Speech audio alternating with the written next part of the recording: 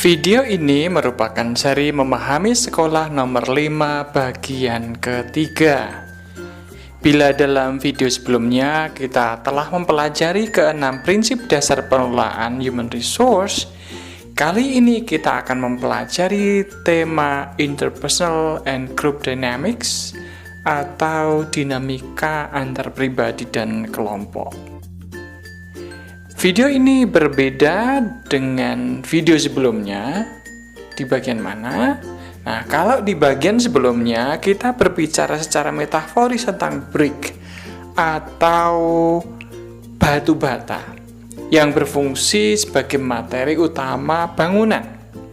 Nah, di bagian ini kita berbicara tentang mortar atau adukannya yang berfungsi untuk merekatkan batu bata yang antara satu dengan yang lainnya, sehingga kita akan memperoleh bangunan yang kokoh.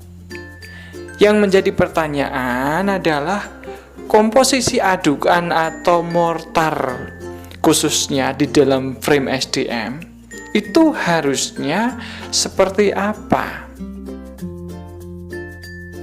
Terkait dengan hal ini, para peneliti menyepakati satu istilah, yaitu relasionalitas.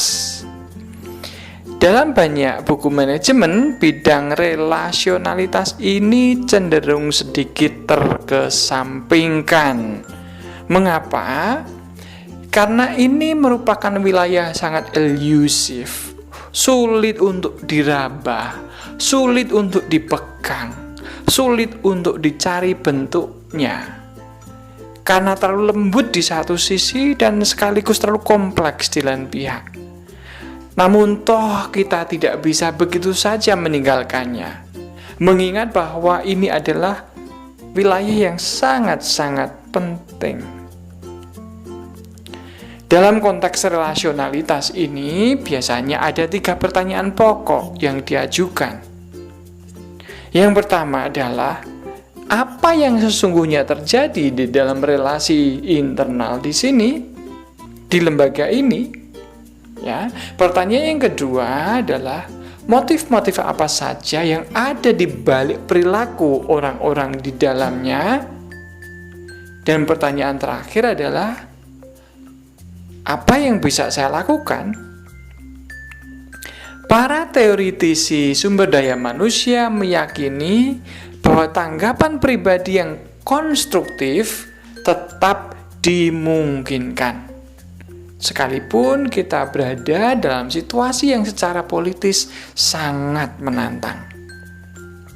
Argyris pada tahun 1962 menekankan pentingnya kompetensi interpersonal. Sebagai apa? Sebagai keterampilan manajerial dasar. Dalam temuan studinya tersebut, Argyris menemukan bahwa efektif tidaknya seorang manajer ditentukan oleh serangkaian kecenderungan negatif dalam dirinya. Kecenderungan negatif tersebut kelihatan dalam sikap terlalu mengendalikan keadaan atau orang lain, tidak peduli dengan perasaan orang lain, dan seringkali membutakan diri terhadap dampak negatif yang dirasakan oleh orang lain. Pertanyaan berikutnya adalah, apa persoalan yang menjadi pemicu kegagalan relasi interpersonal macam ini? Nah, menurut Argyris dan Schoen tahun 1986, hal ini disebabkan oleh beroperasinya 2 macam teori dalam diri manusia. Yang pertama adalah theory in use, dan yang kedua adalah espoused theories. Nah, apakah kedua teori tersebut? Theory in use berfungsi untuk membimbing atau mengarahkan apa yang sesungguhnya kita lakukan. Teori ini bersifat implisit dan tentu saja tidak sepenuhnya kita sadari, namun sungguh mencerminkan serangkaian aturan yang menentukan bagaimana kita mesti berperilaku. Nah, berbeda dengan theory in use, espoused theory itu berupa serangkaian narasi yang kita hasilkan. Jadi ini semacam klaim yang kita akui secara publik tentang apa?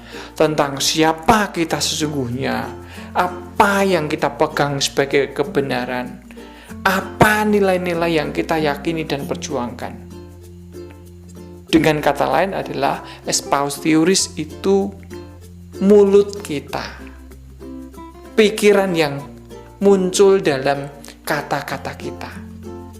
Sementara theory in use adalah apa yang kita jalankan, bagaimana kita bersikap pada orang lain, bagaimana kita mengatasi berbagai macam persoalan dalam tindakan nyata.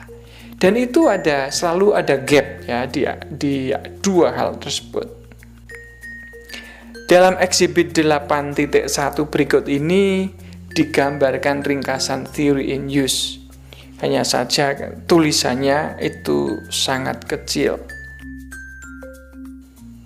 Nah, saya menyediakan ringkasan yang saya tampilkan berikut ini.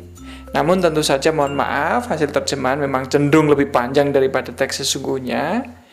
Dan mari kita perhatikan pokok-pokoknya saja lebih dulu.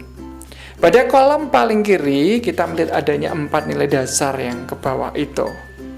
4 nilai dasar itu yang menggerakkan seseorang untuk menggunakan theory in use. Ada 4 poin. Yang pertama adalah tentukan dan capai tujuan pribadi Anda. Artinya apa? Jangan pikirkan tujuan orang lain, itu tidak penting. Nilai yang kedua, maksimalkan kemenangan pribadi dan pastikan untuk meminimalkan kekalahan. Sementara nilai yang ketiga, ketika kita dalam konteks theory in use itu, minimalkan ungkapan perasaan negatif. Jaga diri jangan sampai kelihatan lemah.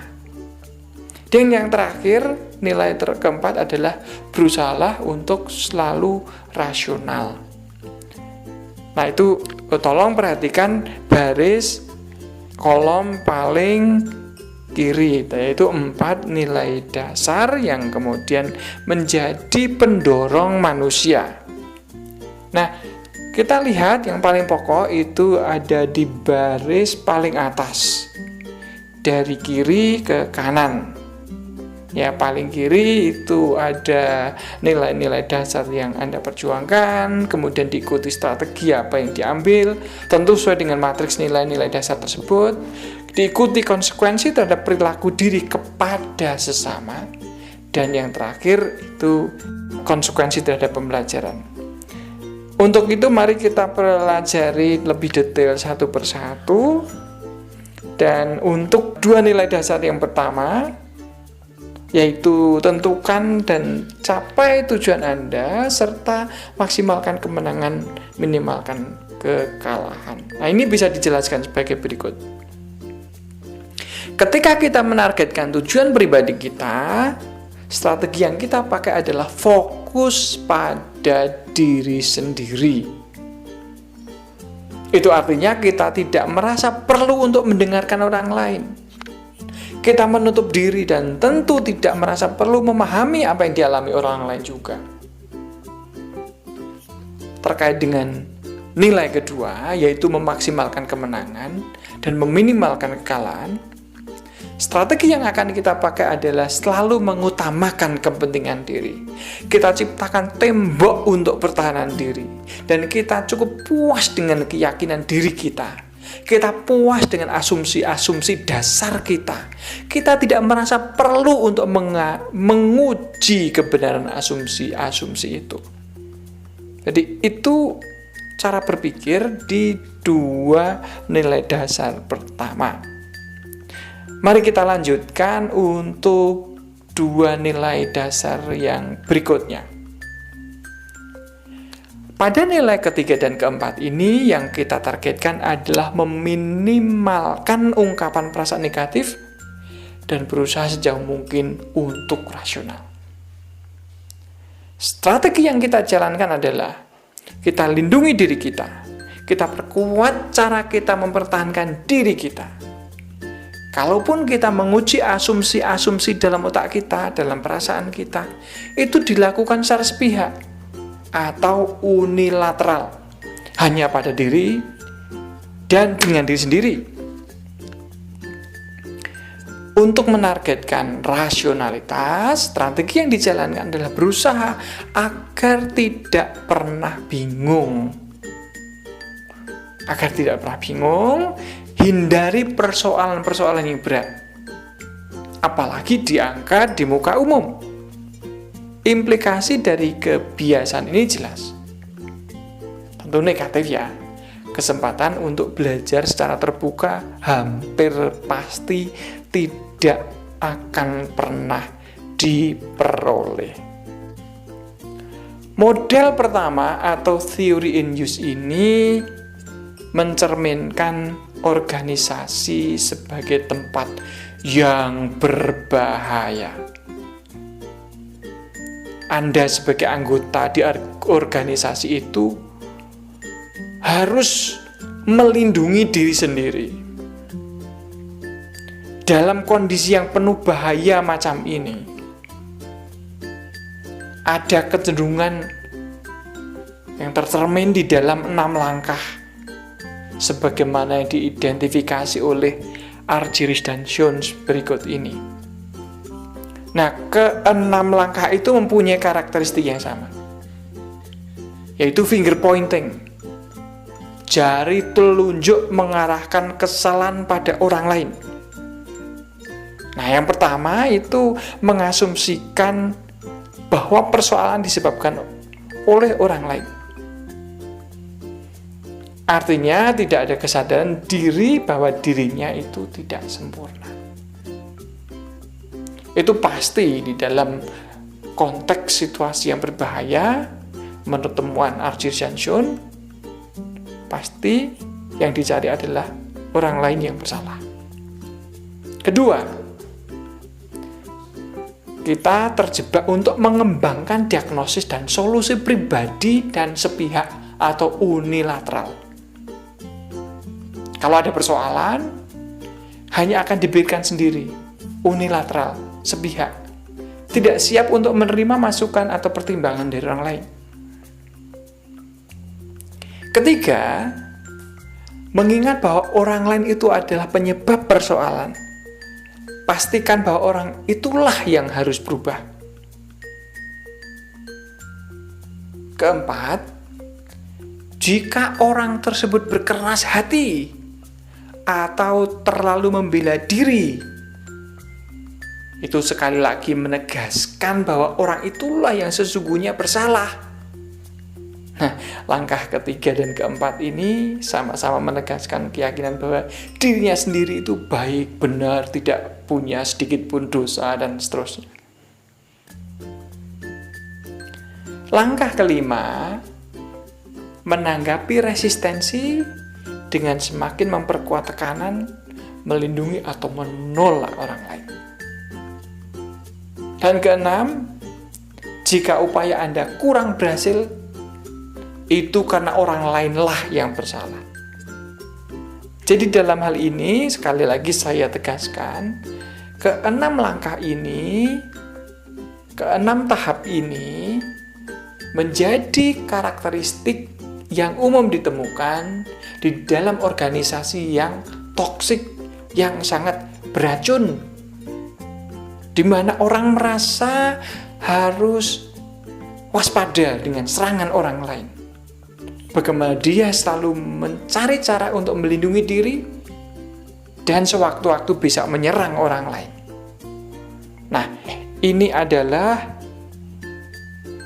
realitas yang sesungguhnya di dalam cara berpikir theory and use.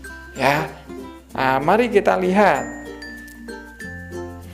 Ketika kita berada di dalam lembaga yang berkembang itu adalah model 1 ini, yang muncul adalah pembelajaran yang terbatas. Itu yang pertama.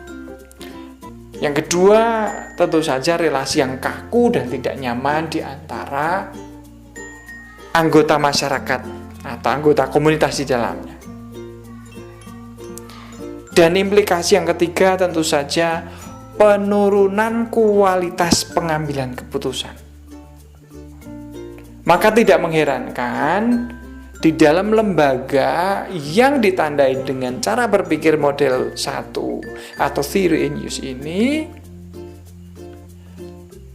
organisasi itu lebih ditandai dengan realitas yang tidak nyaman dan menjadi tempat yang tidak membahagiakan. Baik, kita sudah ada di penghujung video ini, dan video berikutnya akan menampilkan obat macam apa yang bisa dipakai untuk mengurangi dampak dari model 1 ini atau theory in use. Terima kasih telah mengakses video ini. Stay safe, stay home, and stay happy. Terima kasih.